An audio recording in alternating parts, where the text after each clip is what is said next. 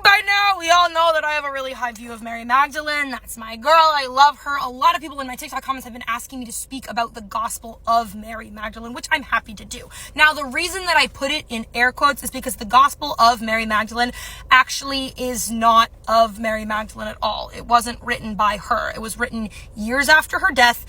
It was written years after all of the other Gospels were written, and it is what is now known as a Gnostic Gospel. So Gnosticism was this kind of twisted subsect of Christianity that started to gain popularity in the 2nd century, and it pushed and believed a lot of things that were completely contrary to the things that Jesus taught. One of the big differences is Gnosticism was all about the spirit and like separating the spirit from the body, and they were kind of like, everything about your body is disgusting, humanity is awful, we don't need to like take care of homeless people or feed hungry children or anything like that. To be sick and to suffer is just because the body is messed up, and the best thing that you can do in life is die, because then your good spirit will be separated from your sick, nasty, disgusting body.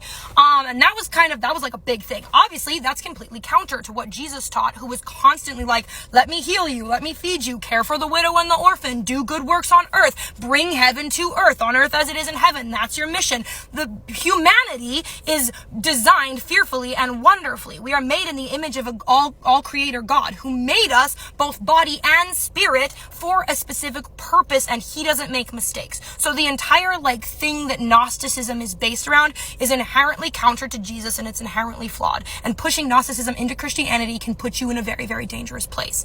Mary Magdalene was a beloved disciple of Christ who followed him till the end of her days. She was taught by Rabbi Jesus.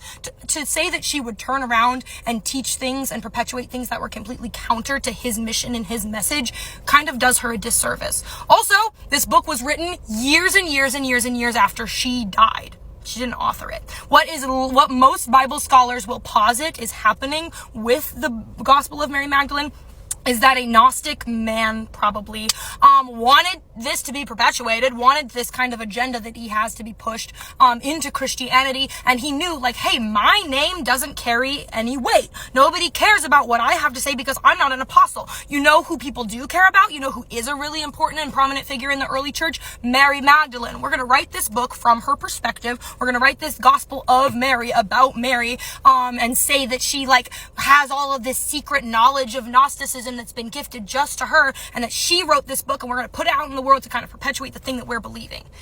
To attribute the book to Mary kind of does a disservice to the woman that she was, and the things that she did believe, and the missions that she did go on, and the things that she did teach, and the faithfulness she did have to the mission of Jesus. And there were so many like criteria that in like the Council of Nicaea and the Council of, I can never remember the other city names. I can only ever remember Nicaea. But in the councils where people were deciding, hey, what is going to be canonized in the Bible? Like, what are we going to include and what are we going to not include? The reason that the Gnostic Gospels didn't make the cut is because they cared a lot. They were so careful about only putting things in the Bible that were like credibly written. Apostolicism was one of the criteria. It had to be written by an apostle or someone really close to the apostles. It had to have the right doctrine. It had to teach the things that Jesus taught and perpetuate the things that Jesus perpetuated. It had to be written within a certain time frame from when Jesus died. It had to be like, they had criteria for determining what was inspired by God and what was inspired by kind of like political agendas or things that people wanted to push. And the Gnostic Gospels didn't make the cut. And unfortunately, I wish that I could tell you, like, yeah, the book of Mary Magdalene is this girl boss forgotten gospel that's going to teach us so much about the love of Jesus because that's the woman Mary was. I can't say that in good faith because it wasn't written by her, and it straight up doesn't teach the things that Jesus taught. Sorry, kind of a bummer.